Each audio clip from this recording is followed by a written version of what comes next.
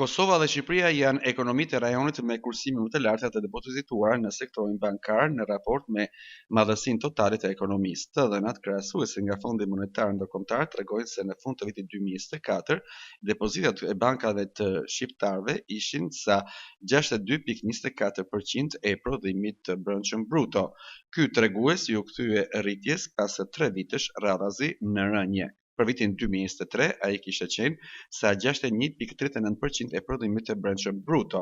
Megjithatë, raporti i depozitave ndaj prodhimit të brendshëm bruto nuk ka arritur ende nivelin rekord prej 75% të vitit 2020.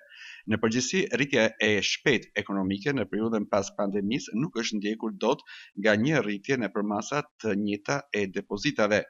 Vendi me sasi më të madhe të kursimeve të mbajtura si depozitat kundrejt të prodhimit të brendshëm bruto në rajonin e Ballkanit Perëndimor tashmë është Kosova në vlerën e 67.18% të prodhimit të brendshëm bruto.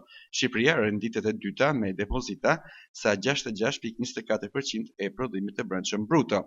Përgjithsisht, individët në rajonin e Ballkanit Perëndimor ngelen të përkushtuar ndaj instrumenteve më tradicionale të kursimit. Kjo tendencë ka qenë mjaft e theksuar edhe tek shqiptarët. Megjithatë, në dekadën e fundit ka një rritje të investimit në instrumentet e borxhit të qeverisë shqiptare në mënyrë direkte apo përmes fondeve të investimit. Pjesa dërmuese e shqiptarëve preferojnë të mbajnë paratë në depozita bankare.